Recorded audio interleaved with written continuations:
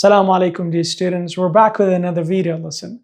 Today we'll begin a new chapter, and that is chapter 3. In chapter 3, we'll talk about vibrations and waves here. The first thing we're going to talk about is we're going to talk about another type of motion, which is a periodic motion. In periodic motion, we'll talk about a specific type of motion, which is a simple harmonic motion. So what are the chapter preview for this chapter here? The first thing that we're going to talk about is simple harmonic motion. And then after that, we'll talk about measuring simple harmonic motion.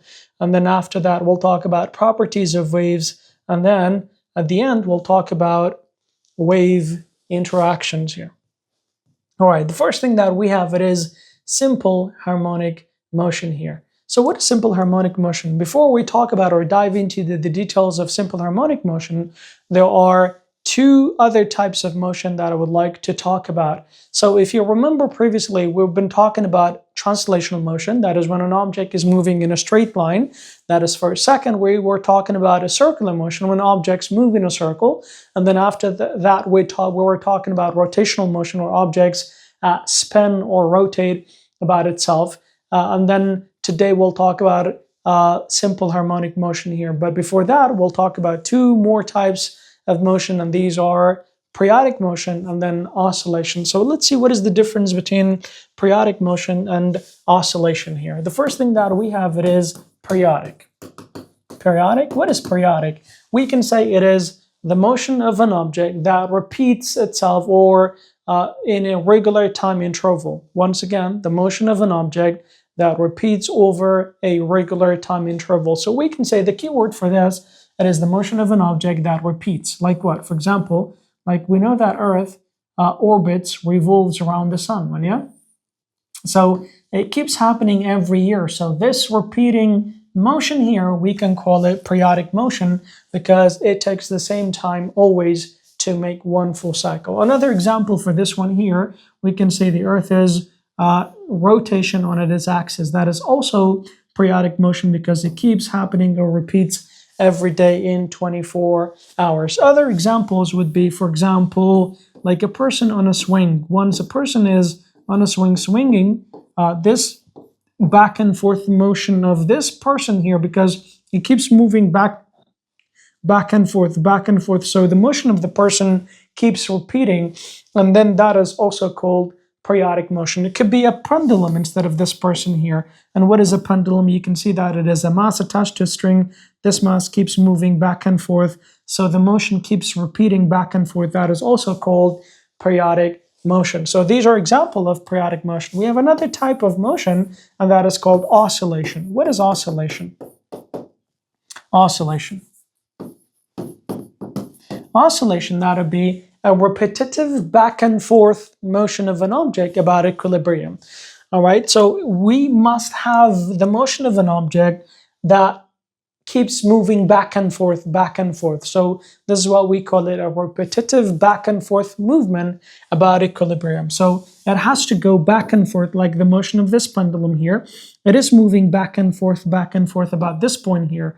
Or like the motion of this person on a swing, it is moving back and forth about this point here. So these are called repetitive back and forth movements. So these are called oscillation. But can I call the motion of the Earth around the sun as the oscillation? The answer is no. The reason why, because it does not move back and forth, right? It is just moving, you can say, in one way, one direction, which is in a circle. So because there is no repetitive back and forth movement here, so this is not considered as an oscillation here. What about the motion of Earth as a rotation around its axis or on its own axis? This one also, it is not a type of oscillation. So, but watch this. It is totally fine for an object to have two types of motion. For example, we've mentioned that the motion of this pendulum or this swing, it is periodic. Why periodic? Because it keeps, or the motion repeats, right? And because the motion was a repeat, so this one can be periodic, and because it is moving back and forth about equilibrium, can also be oscillation as well. So the motion of objects can be both if it, let's say, meets the condition for each one of these two types of motion here. But can we call this periodic oscillation? The answer is no. All right, I have a few more examples, as a matter of fact, just to help you understand this one better. Let's just watch this PowerPoint presentation here. Why are we here? Okay, let's go back to this. Right. We can see it would be perhaps maybe better to see these like, for example, the first type of motion that we have, a person oscillating or swinging on a swing here. So what kind of motion is this? Remember, we said for periodic, it must repeat, or the motion must repeat. That is the key word. Remember this. Like, this person is swinging back and forth. Does the motion repeat itself? The answer is yes, so it is called periodic. What about oscillation? Does it move back and forth about equilibrium? The answer is also yes. What is equilibrium? Equilibrium would be a position or a point where the object is seen when the object is at rest. If this person is not moving, it would be right at this point or staying at this point. So that point, it is called equilibrium position. That is the first example. Another example that we have is the motion of this pendulum. Is that also an oscillation? Is that a periodic? The answer is yes, because you can see that it keeps repeating itself. That is one. And then the second, can we call this one oscillation too? Yes, so this one is also, we can say, demonstrates both types of motion, both periodic and oscillation as well. What about a mass? This mass, you can see that it is hanged on a spring here. The spring is hanged as well in a vertical position. So this mass, we can see that it is keeps moving up and down, up and down. So can I say the motion repeats itself? The answer is yes, so we can call it periodic. Can I call it oscillation? The answer is yes, because if you take a point here, let's just say this point, we can call this one equilibrium. So this mass, that is, keep moving. Instead of saying back and forth, here it is oscillating up and down, which is the same. This mass could be also laid on a horizontal ground as well. Here's the spring and here's the mass. This mass could be moving back and forth about equilibrium position. So this is also called oscillation as well. So now the motion of this mass on a spring, it is both periodic and oscillation. Another example for this one. All right, another example, that would be the motion of this person on a trapeze, or the swinging motion of a trapeze acrobat. That is also periodic because it is the same as a swing or the pendulum here. So this is both. What about the motion of the Earth around the sun? We said the motion of the Earth around the sun, because it does not move back and forth, so we cannot call it oscillation. But can we call it periodic? Yes, because it keeps repeating itself at a regular time interval. So this is only periodic. Make sure you know this. And then another example would be the Earth's rotation. Once again, it does not move back and forth, so it is not oscillation, but we know that every rotation takes 24 hours and it repeats every day, so this is periodic.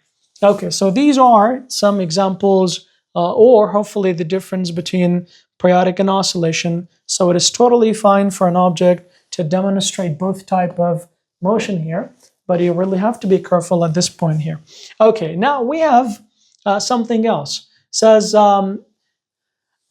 if we consider the mass you just saw here, it says that the equilibrium position, the speed reaches maximum. Let me give you a little bit of information before we dive into the details of this. Now consider we have a spring.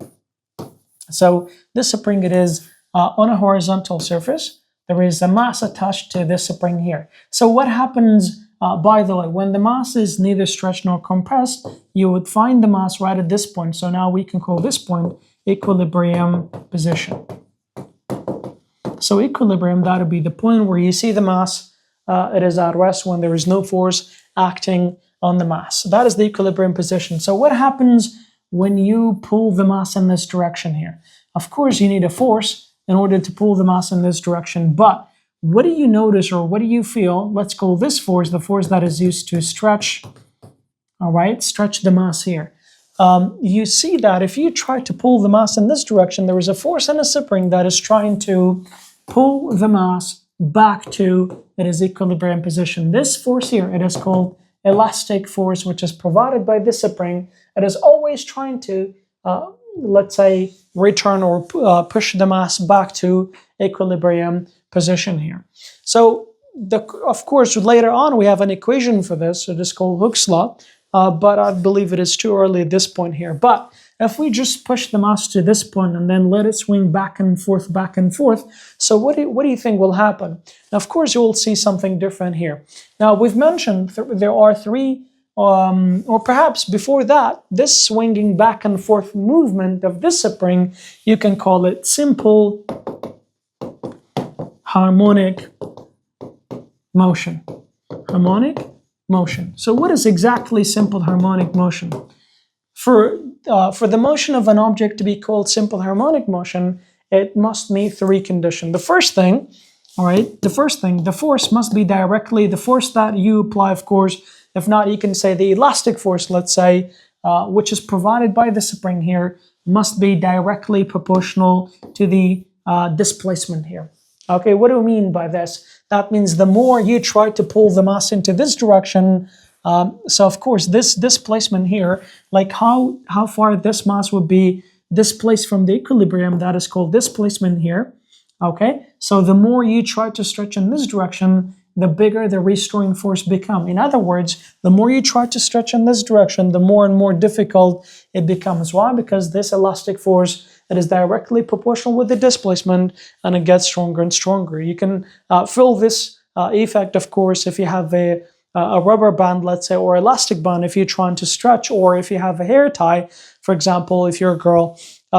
Once you stretch, of course, you can feel the effect of that force, and of course, you can notice that the more you try to stretch the elastic band or the hair tie, in this case, the more force it requires. Why? Because force and displacement are directly proportional. So that is the first thing here. What about the second thing? By the way, elastic bands are a little bit different than springs, but just for the sake of feeling the effect of that force there. Okay, so another condition that we have for simple harmonic motion, we can say this object must vibrate or vibrate back and forth about equilibrium here. So if we let the mass or release the mass, let go of the mass, it is going to vibrate back and forth or move back and forth. Yes, this back and forth, it is where it happens about this point right here. So we can say the second condition to call the motion of something simple harmonic motion, the motion must be about the equilibrium. Must be about the equilibrium.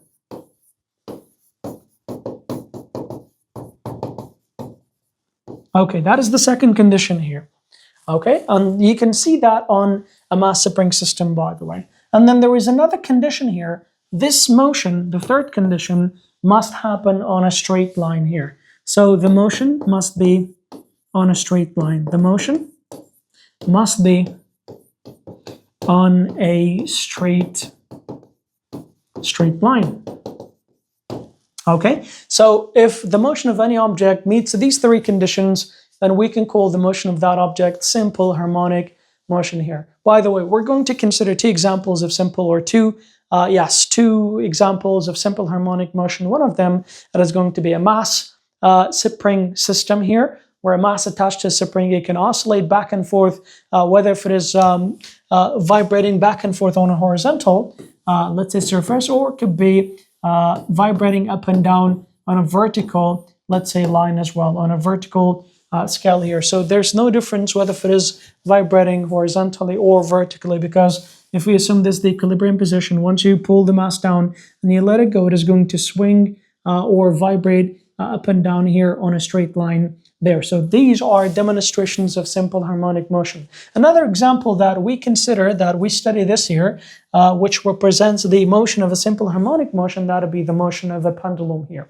So what is the motion of a pendulum? But you really have to be careful at this point. A pendulum is a mass where attached to a string here, and once you pull to one of the side a little, then you let it go, it is going to swing back and forth, yes? So this is the motion of a pendulum here.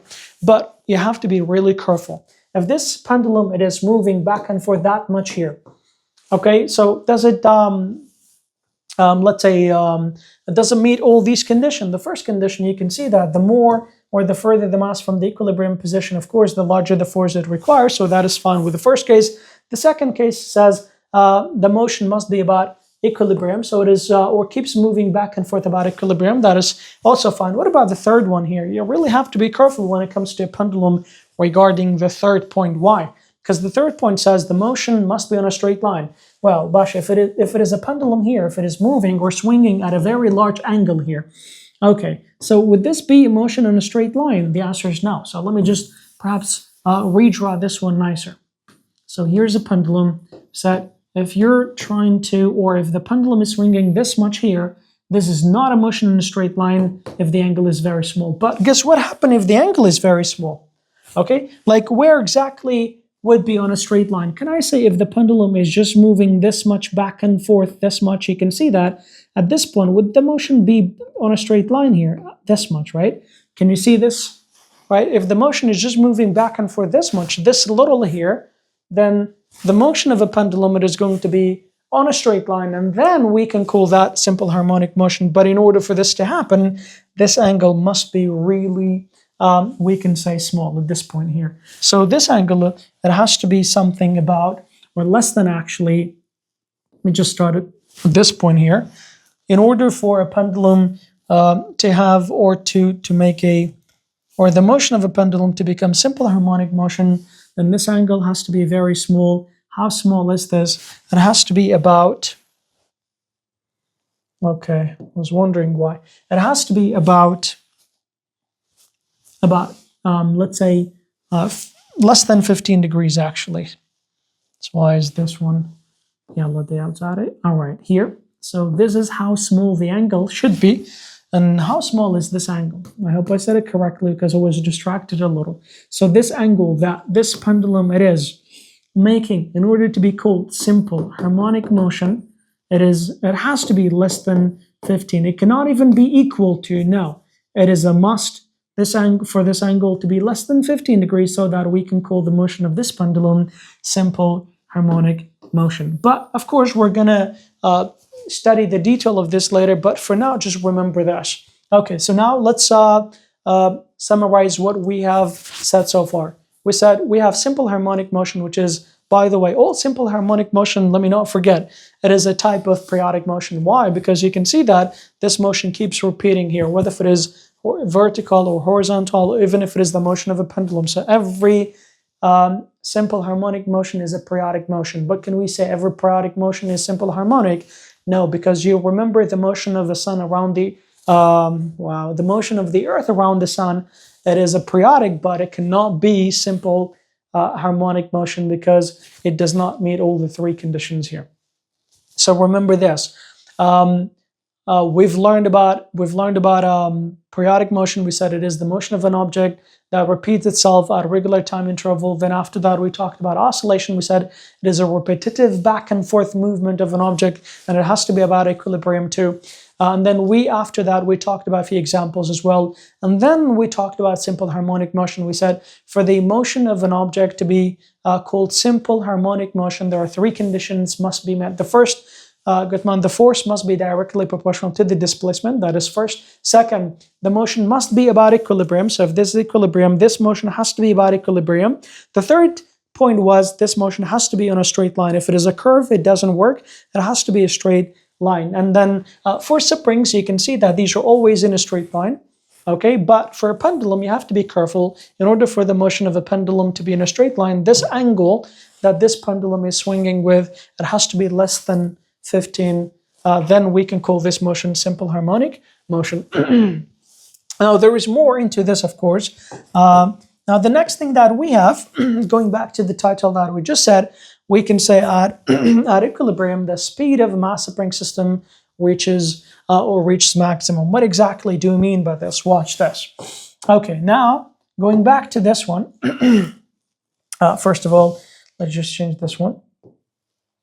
All right, going back to this one here, we said if this is a mass or a spring here, this spring, a mass attached to the spring here. This spring, it is on a horizontal surface. So what happened? We said if you stretch the spring here, let's say this is the equilibrium position. By the way, at equilibrium position, the displacement is 0. If you stretch the spring here, the spring extends, right? So the length increases. How much the mass is displaced, moved from the equilibrium position to the point where the mass is, that is called displacement here. This displacement can be positive or negative, by the way. You can see that if it is stretched or extended, that is positive. If it is compressed, that is going to be negative. Of course, this positive, negative depend on the direction where you, let's say, move or displace the mass. But we always assume, for example, if a mass is extended, it is going to the right. If it is to the right, it is positive. If it is to the left, it is negative. And we also know that, but what if this mass, it is hanged vertically? We know that if it is going downward, the displacement is going to be negative. If it is going upward, it is going to be positive at this point here. But these details would be for later. We have, of course, study tips for this. I'll tell you how you can use this in calculations. So, but for now, remember this. We said if we want to displace the mass, stretch the mass, or pull the mass in order to stretch the spring here. So, of course, you have to apply a force. What do we call this force? You can call it applied force. But this applied force, of course, you can call it stretch force if you want to call it. Stretch.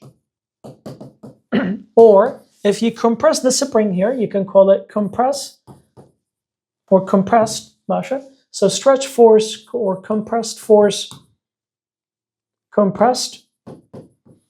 Or it could be gravitational force, because all these can extend the spring here. So let me tell you more about this one here, just a little.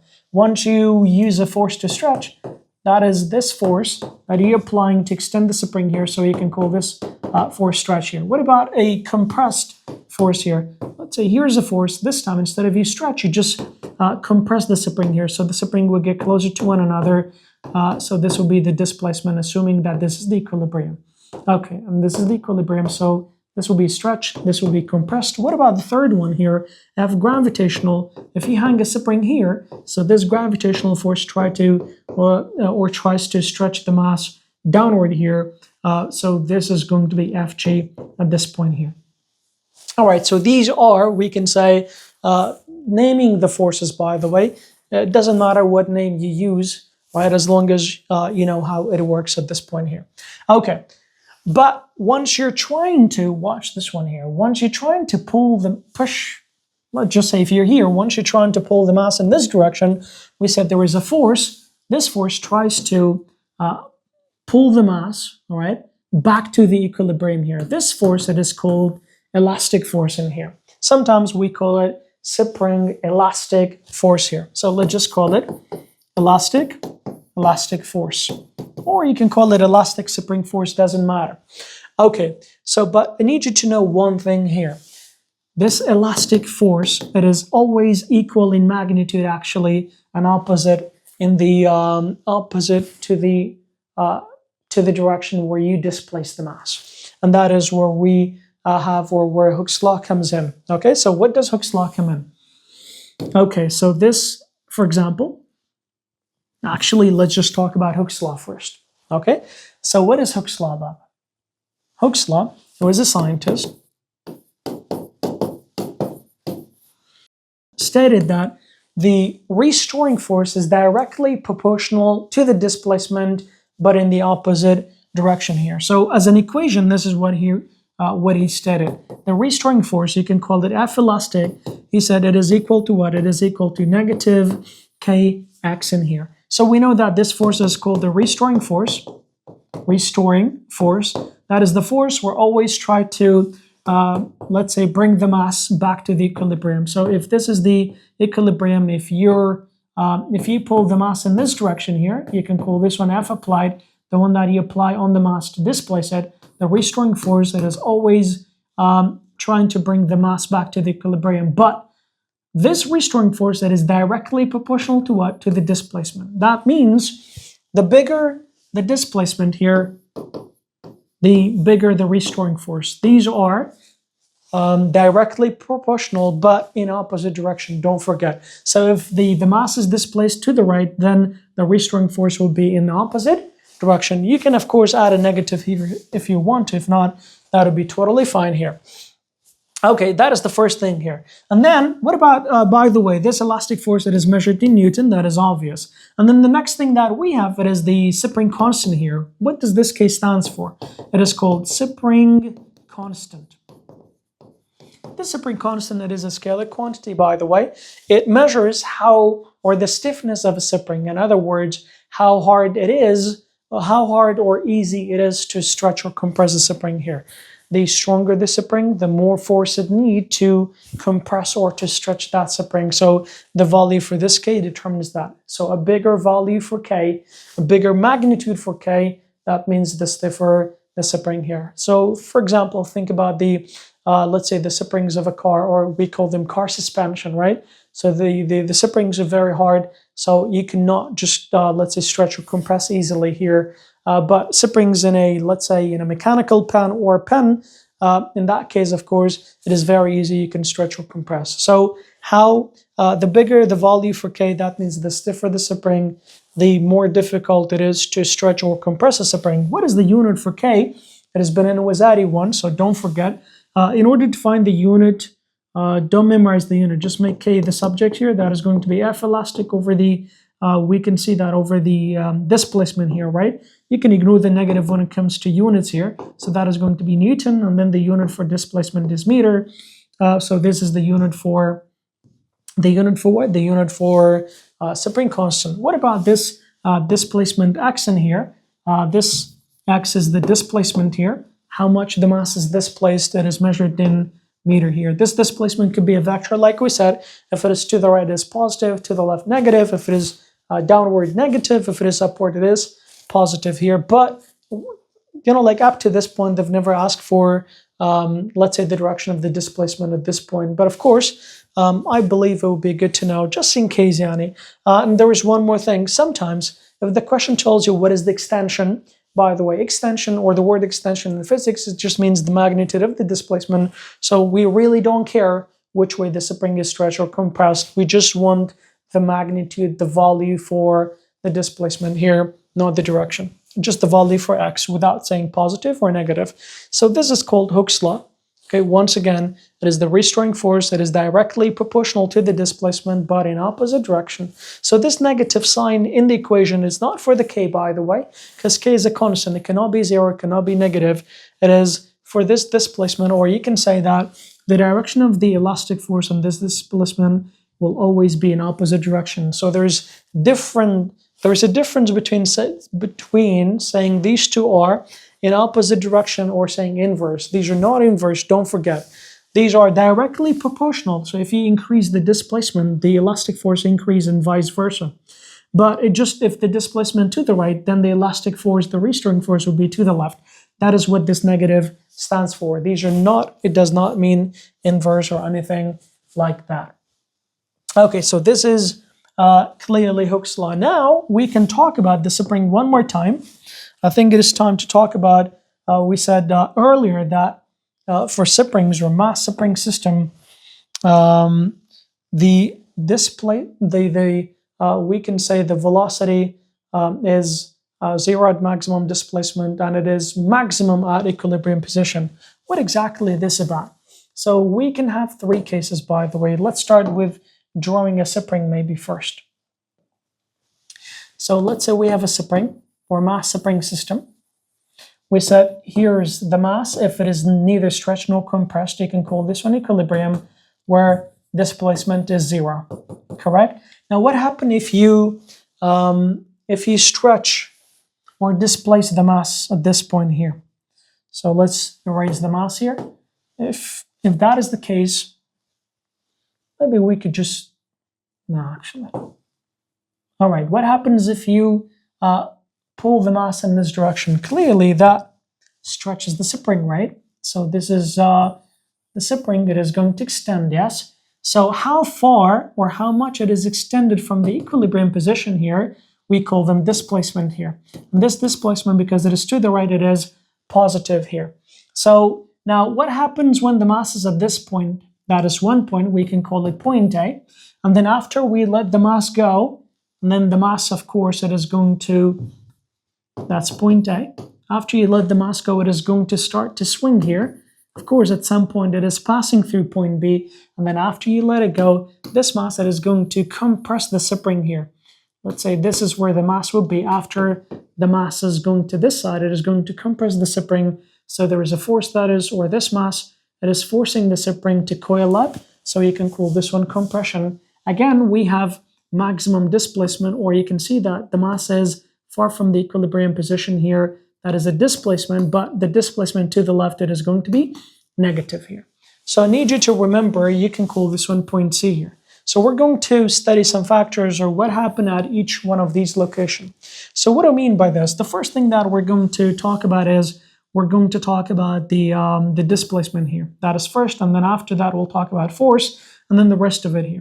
So the first thing to talk about is displacement. What is displacement? By the way, instead of going left, instead of going to this side, actually, I'll just go to the, I'll start from the right to the left at this point so that you can see the difference, Pasha. So we said at this point, or at point A here, what is the displacement? Can I say it is maximum? The answer is yes. Why maximum? Because this is how much it is displaced from the equilibrium here. Okay, that is the displacement here. What about the force? We've just learned about Hooke's law, right? We said elastic force, it is equal to negative kx. If the displacement is maximum, the elastic force, the restoring force, will also be maximum as well. What about the acceleration here? Well, we know that there is a direct relationship between force and acceleration. If the elastic force is maximum, then the acceleration will be maximum too. There's one thing you need to know. You might say, by the way, we just pull the mass at this point here, and then we just, for example, keep holding the mass. We don't let it go. That is where the mass is at this point here. All right, then you might wonder if the object is not moving, what is why is the acceleration is maximum? Well, it is maximum because you can see that it has the tendency to go back, or as long as the force is maximum, it makes the acceleration maximum too here. Now, at this point, of course, you can perhaps think about something, an alternative to help you, to perhaps maybe make a connection or help you understand this. For example, now if this pen is in my hand, now you can see that it is not moving, but what is the gravitational acceleration on this pen? It is still negative 9.81 downward. If we ignore the negative, I will just say 9.81, right? So if the object is now moving, why there is acceleration is still, or there is still acceleration, that is because of, you can say, so you can think of this one the same as that one at this point. So it doesn't matter if it is moving or not. This point, the acceleration is maximum here. Okay, and then another thing that we have, it is the elastic potential energy here, which is also something very important here. What is elastic potential energy? Now, we know that those objects that stretch, they store elastic potential energy. So elastic potential energy, you've studied last year also, it is equal to 1 over 2 kx squared. By the way, this equation is not included for you, so you don't have to worry about this, but I'm just writing this so that you can see the relation between the two here. So we know that if the displacement is maximum, you can see that the elastic potential energy will also be what? Will also be maximum using this equation. In other cases here, when the mass is stretched to this point here, and the mass is not moving, don't forget. So there is energy that is stored inside the spring. That energy, it is called elastic potential energy. Don't forget. Why elastic? Because it is stretchy. Just like, for example, the energy in a rubber band or a hair tie once you stretch them. Okay, that is elastic potential. But what about the velocity here? If this mass is not moving, we can say the velocity is what? The velocity is 0. And then some other factors. What about kinetic energy of the mass spring system? The kinetic energy is also 0 because kinetic energy equal to 1 over 2 mass times velocity squared. If the velocity is 0, then kinetic energy is also 0. We study another factor, which is the momentum here, which is mass times velocity at this point. Once again, if the velocity is 0, the momentum is 0 too. Okay, so these are the variables that we have at point A, don't forget. So now, what happens once we let go of the mass? It is starting to swing or, or move back and forth about equilibrium position, right? So now, at a moment, when the mass is right at this point here, it keeps swinging, by the way, just for a fraction of a second, the mass is right at this point here. It is passing through the equilibrium and then to the left side at this point. So what do you think will happen to each one of those in here? At point B, that is. Point B, what is the displacement? The displacement is 0 because now it is right back to the equilibrium. There's no displacement. No displacement, so it is 0 here. Well, if the displacement is 0, what about the force? The force is also 0 because we said force equal to negative kx. What about the acceleration? The acceleration is also 0. Now, do you see the pattern there? What about elastic potential energy? Once again, because the displacement is 0, elastic potential energy is 0 too. Now, what about the velocity? I should have separated those a little here. What about the velocity here? The velocity, it is maximum. And why is that? Remember, because at this point, the spring has elastic potential energy. Once it is moving towards the equilibrium, all that elastic potential energy, it is going to convert to kinetic energy, which makes the object move the fastest. And by the way, there's one more thing you need to know. When we are dealing with these cases, we always consider the situation is ideal.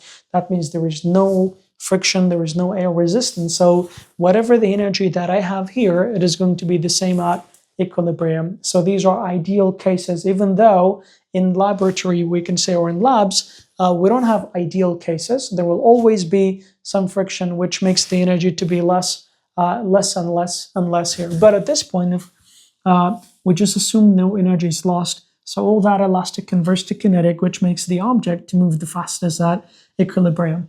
If the velocity is the maximum, what about kinetic energy? That is also maximum here. What about the momentum? That is also, we can say, maximum too. All right, but does it stop at the equilibrium? The answer is no. So it keeps moving, let's say, all the way to the other side to point B, to point C.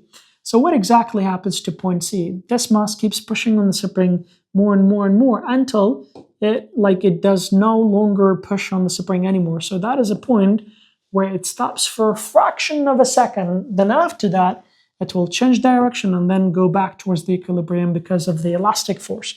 So at this point, we assume that this is the fraction of a second, the time where the mass stops before going backward or going towards the equilibrium. So once again, at this point, you can see, what do you think will happen to the displacement?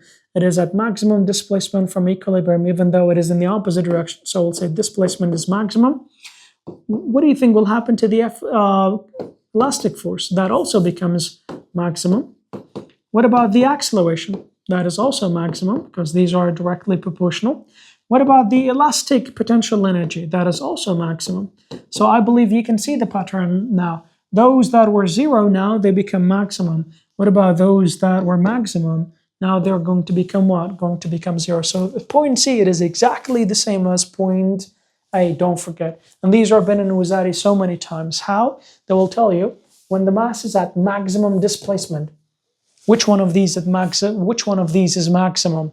The force, kinetic energy, the velocity, or the momentum, let's say, or none of them, okay? So that'll be, we can say the elastic force. Maybe they can change with one of these values, right? Elastic force, acceleration could be elastic potential energy and all that. Some other times, there was another time they were asking, when the mass is at maximum displacement, what is the energy of a system? The energy of a system, that is going to be solely or only elastic potential energy. What about when it is at equilibrium or passing through the equilibrium? Which one of these is maximum? Elastic force, acceleration, elastic potential energy, or kinetic energy? That'll be kinetic energy. It could be, of course, they can change each one of these, but if you memorize this or use this diagram, makes it a lot easier to tell whichever they want or they ask for. There's one more thing you need to know. What if the object is not at any of these points here? Like, for example, a point right at this point here. So let's say the mass is moving towards the equilibrium, but it is not at maximum displacement here. So if it is moving towards the equilibrium, Baba, watch this. At maximum displacement, we have maximum. At equilibrium, for these values, we have 0. So what do you think will happen as the mass is approaching or getting closer to the equilibrium? For these values, all of them are going to what? Are going to decrease, right? But for these values here, it is going to increase. For example, if they ask for the displacement, it is going to decrease, right? For the elastic force, is going to decrease. For the acceleration, it is going to decrease because it is approaching 0.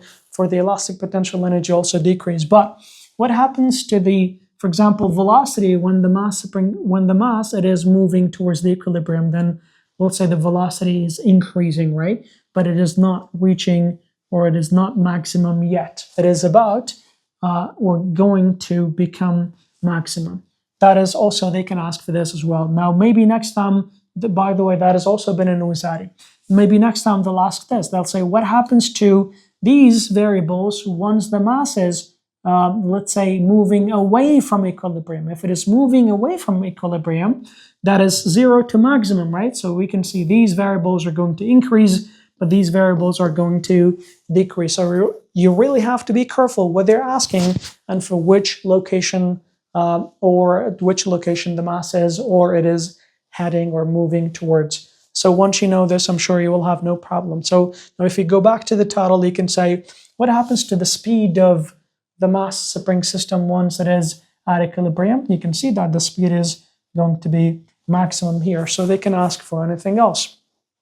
So make sure you know this one here. And as a matter of fact, let me show you one more thing. Why? This one is not. The PowerPoint again. Now we have, or if you look or examine the motion of this mass, I'll need this stuff. Okay, watch this, Mama. So we have a mass that is oscillating. You can see that this is the equilibrium position, right? And then if you look at this side here, that is the mass exactly, it is at equilibrium position. And at this point here, the mass is at maximum displacement. So the displacement is to the right, but then the elastic force, it is to the left here. You can call it the restoring force. And then this mass, we said if the system is ideal, by the way, that means no energy is lost. If no energy is lost, you just let it oscillate once, it will never stop. Because elastic potential transfers or transforms to kinetic, kinetic transforms to elastic, so it keeps vibrating forever. But if there's friction, this vibration would slow down more and more until it completely stops. And we have a name for that in physics. It is called damping. So damping, when the energy is lost due to friction or resistance, when something is oscillating, or you could just say the amplitude gets less and less until it fully stops in here.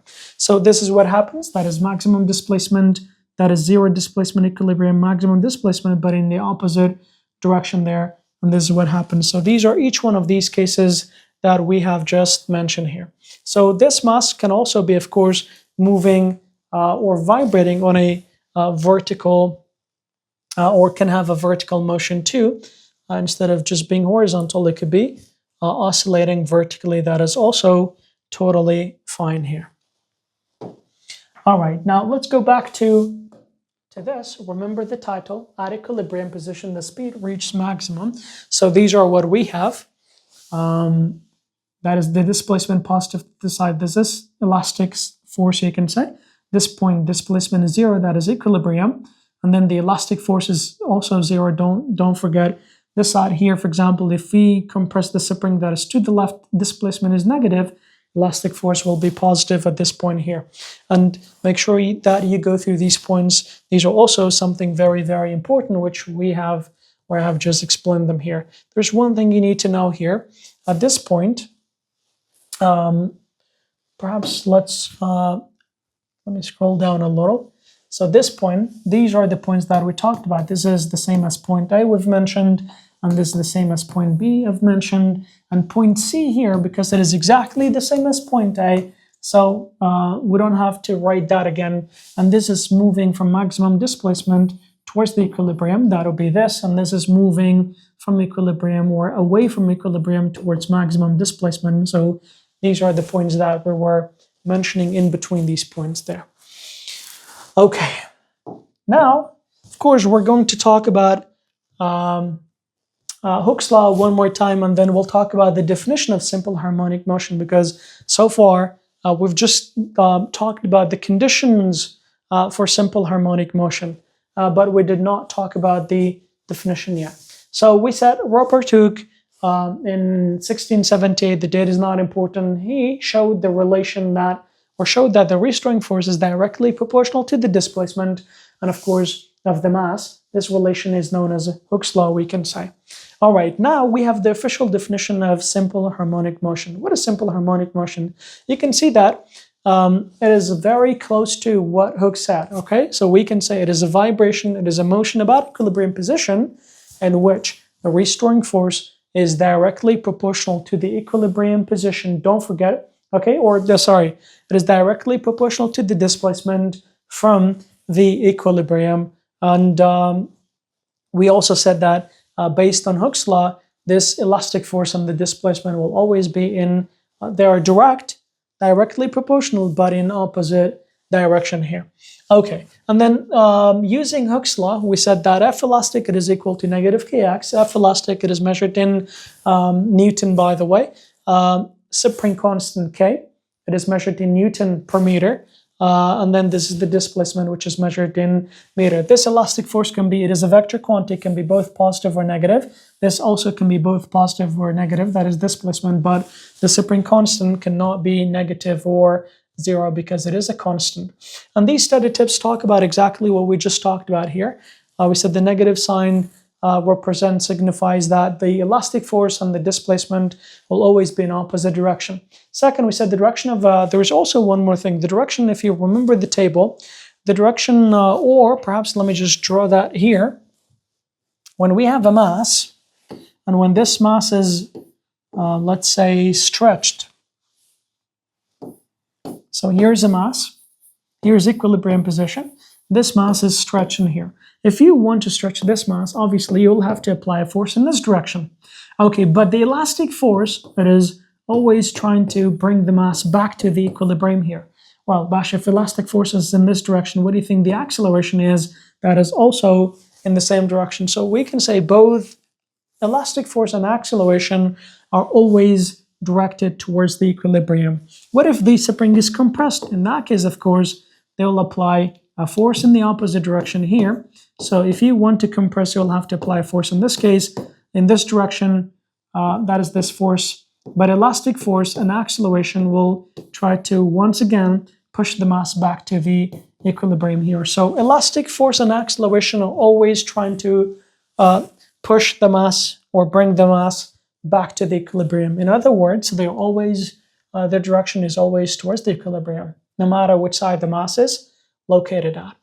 Okay, 3 says a greater value for K. We said it earlier. That means it's the first spring constant, right? Which means you need a greater force to stretch or compress.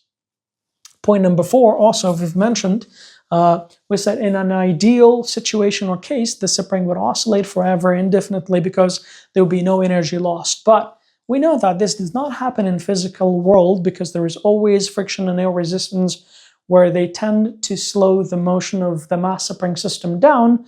Once they do, that means energy is lost, and we call this process damping in physics. Masha? Okay. Right. 5 says every simple harmonic motion is a periodic motion. All right. Okay. Do you remember what was periodic motion? Said it is the motion of an object that repeats itself over a regular time interval, or let's just say it repeats. Well, if it is, we said that one of the conditions for periodic motion, it has to be moving back and forth, back and forth. Well, as in back and forth is repeating itself. Yeah, so every simple harmonic motion moves back and forth, which in this case, we can say every simple harmonic motion can be considered, or it is periodic motion too. But can we say every periodic motion is simple harmonic? The answer is no. But can we make a periodic motion simple harmonic motion, or can a periodic motion become simple harmonic motion? The answer is yes. Like the motion of a pendulum, for example, it is a periodic motion because it keeps moving or repeating itself. But if the angle is very large, it is not simple harmonic. But when can we make it simple harmonic? If the restoring force is directly proportional to the displacement. That is, first we said if it is vibrating about equilibrium, and then if it is if the motion is on a straight line. If it is a periodic motion, it is already moving back and forth, so it has this condition, then the other 2 condition must be met, which the elastic or the restoring force must be directly proportional to the displacement. And the second thing is this motion must be on a straight line. Then we can call the periodic motion simple harmonic motion. All right, that is for that as well. All right, regarding this study tip, I'll explain later. So for now, we'll just skip it for now. All right, now we have the first chapter review question says, what characterizes an object's motion as simple harmonic motion? When do we call the motion of an object simple harmonic motion? We said there are three conditions, right? The first one, the restoring force must be directly proportional to the displacement. We said the motion must be, or the vibration, the motion must be about equilibrium. That is true. The third one, we said the motion must be on a straight line. Then once we have all these three conditions, then we can call the motion of that object simple harmonic motion. Very good. The next thing that we have says, does the acceleration of a simple harmonic oscillator remains constant during its motion? That is the first part of the question. The second part says, is the acceleration ever zero? Explain this. Okay, now let's see if we still have this one. Yes. I want you to look at the acceleration of this object right here. So let's see if we can do this.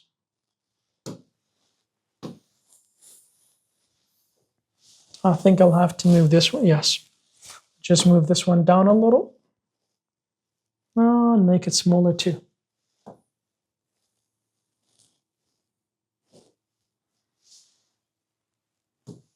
I was supposed to. Not very much, but okay, I think that's fair enough to draw your focus into this, what is inside the rectangle here. So if you look at the acceleration, we said at point A, at maximum displacement, it is maximum. But what is the acceleration at point B? It is zero. What is the acceleration again at point C? It is maximum. So does the acceleration of a mass spring system ever remain or remains constant? The answer is no. And that is the first part, or the answer to the first part of the question, right? The question says, does the acceleration remain constant? The answer is no, because we have maximum, zero, maximum, so that means it keeps changing, right? That is not constant. The second part of the question says, does it ever become zero? And explain your answer. Yes, if you look at, for example, this, it becomes zero when the mass is at the equilibrium position, all right? So when is the acceleration, or is it ever zero? The answer is yes. When is it zero? It is zero at equilibrium position here. It is maximum at maximum displacement, and it is zero at equilibrium position. And that is the answer to the second part of this question right here. This one there. Says, does the, okay, so once again, does the acceleration remain constant? The answer is no. Does the acceleration ever become zero? The answer is yes. The acceleration, we said, that is for the first part. The acceleration is zero at equilibrium position, and it is greatest height, greatest displacement there. Okay, now at this point here, I believe it would be best if we start this for the next session, right? Because there is something I need to tell you before we begin with this. So we'll just do this the next session. That'll be the end for this session. Make sure you keep practicing, and I'll see you soon, inshallah. Assalamu alaikum wa rahmatullah.